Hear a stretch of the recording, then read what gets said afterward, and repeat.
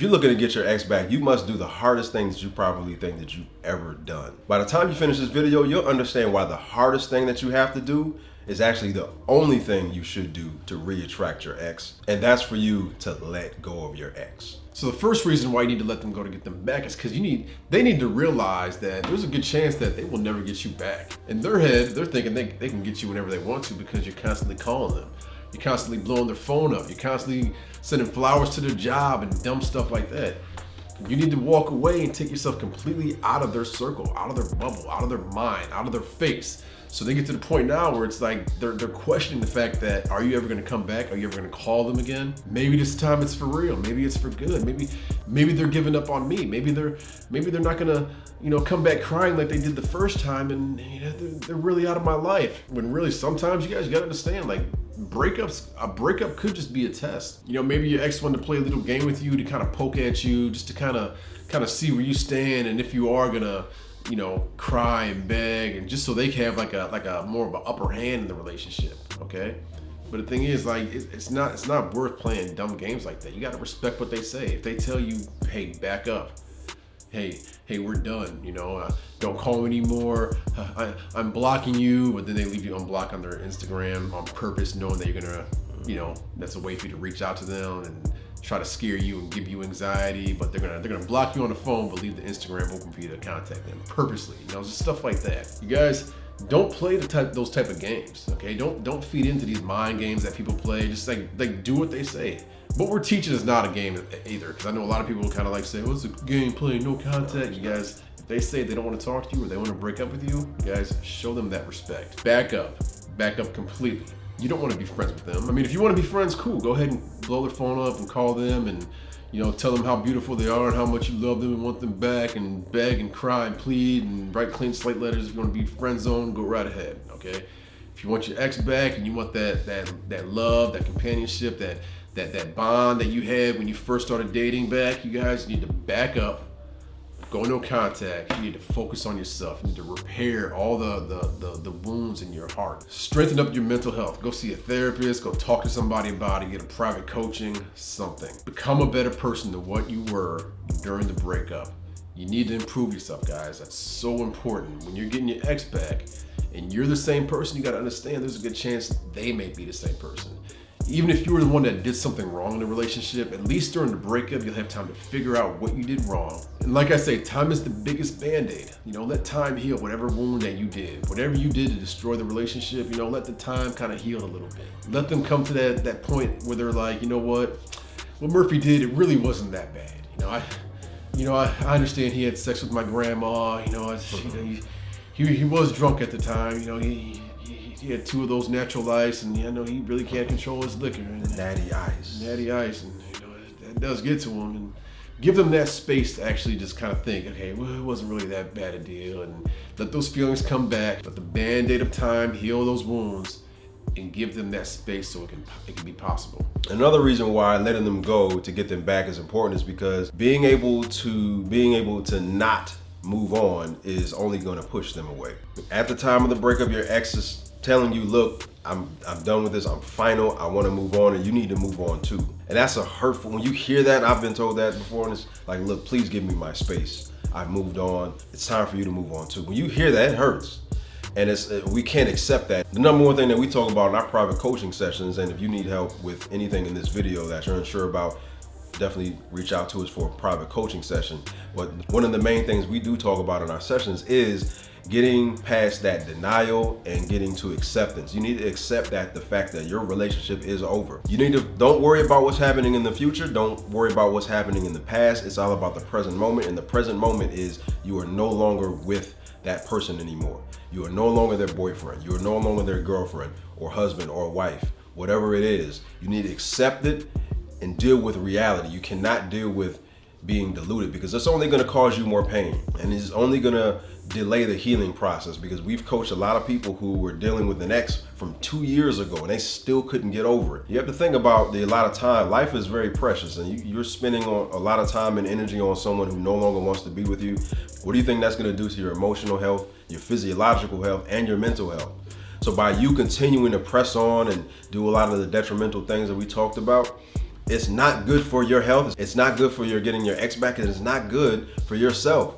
But it's definitely not good to get your ex back because you're doing things that is negative, and it's totally the opposite of attraction. So by you staying there, you're only prolonging the fact and validating the fact that they no longer want to be in your life, and it's giving them the relief that they made the right decision. So you need to deal with the present moment, and the present moment is you're not with your ex. And I know that's a bitter pill to swallow, but in order to start the attraction process, spiking your ex's emotions and raising the tension, and for you to heal, you have to walk away. You have to walk away. So another reason why letting them go to get them back is important is because you want to get your ex asking these questions. You want your ex to be that little detective. You want your ex to figure out what is going on. You want to get in their head, but you want to do it the proper way. Okay, you want to do it the respectful way by doing what they ask, but you want to get in their head, and you want them to be curious about what Murphy's doing. You want them to wonder about you. You need them to wonder about their decision. You need to make them wonder, is this new rebound guy that I'm with, that I've only known for a week prior to breaking up with Murphy, is he the real deal? I mean, I noticed that his penis is only 2 inches, and that really sucks. And he has been a little bit snobbier towards me, and he did lie to me a few times, and the sex isn't good. Like, you need to make them question their decision and regret what they did to you. So now when they see your Instagram and you being happy, that's gonna drill so many questions in their head, and they see you with that new Mercedes Benz and that new Cadillac and all that. That's gonna put so many questions in their head, like, what is Murphy doing now? Wow, how did he become successful? And it's only been 2 months since we've been apart, and he's not calling me. Now he's actually busy. He's doing something. He's not playing Xbox all day, every day. Like, what is going on? And that's what you want to happen. People are just like curious people in general. If you're out in public and you hear loud scream, more people are gonna walk towards it than away from it, okay? If you hear gunshots, more people are gonna maybe duck down, but at the same time, slowly creep over there and see what's going on, right? Everybody drives past an accident on the freeway, and everybody's looking. And they slow down, they stare. All right? That's exactly how it is with relationships. So that's the kind of the effect that you want to happen, with your ex. You want them to be kind of curious. You want them to drive by your house as if it was a car accident and stare at your house and see what's going on. Like, you want them doing drive-bys on your house is what I'm saying. You want them, peeping in your window. I guess you don't want them peeping in your window, but you want them thinking stuff like that in their head. Should I peep through his window to see if he's with a new girl, or is all this stuff on Instagram real? Is he? Oh my gosh, does this new girlfriend really have a Escalade or a Denali? I'm gonna drive by to see if it's there. Like, he's dealing with like real deal, like important people now.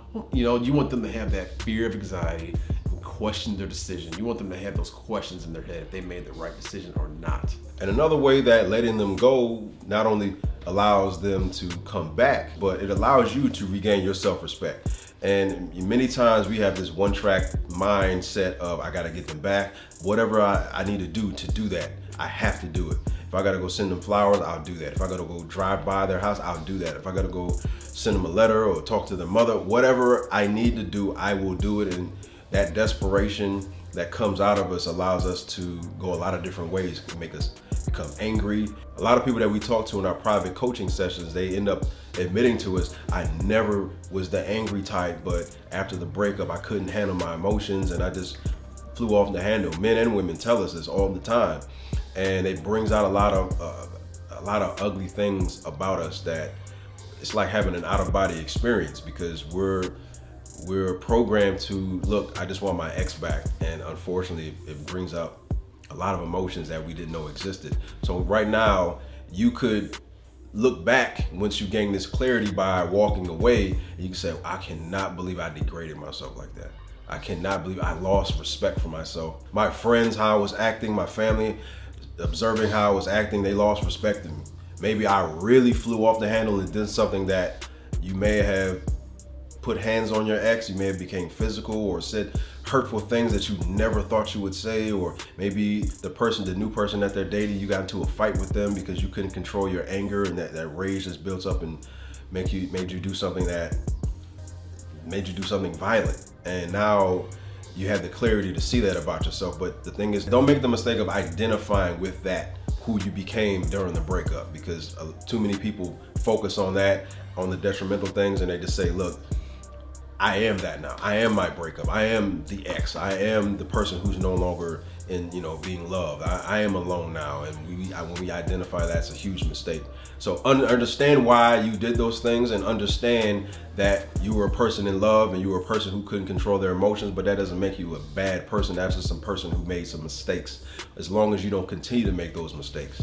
So now is the time to regain the self-respect, and that starts within you. Don't worry about what your friends think. Don't worry about what your family thinks. Yeah, you want to take into the account and respect their opinion, and know that they do care about you, but it has to start within. You have to regain that confidence within yourself, and that self-esteem, and that integrity, and you have to go down that path of, that happened, that was a moment in time, but I am not that. I am not a person who puts hands on the opposite sex. I'm not that person who is manipulative, and I'm not that person who says mean things to the people that I care about, even if they're no longer in my life. I am not like that, and I'm making strides to move forward, because I saw the things that I did, and I don't like that side of me, and I'm gonna either be able to manage that, work on myself to go to counseling, or get a private coaching to manage that and minimize it as much as possible, or totally eradicate it from my life. But now you have to focus on yourself and get that respect back for yourself. Walking away is the thing that you have to do. You have to let go of your ex and walk away. And that's why we have 6 reasons why walking away creates attraction in that link to the left. So go ahead and tap that link, and we'll see you on the flip side. Peace.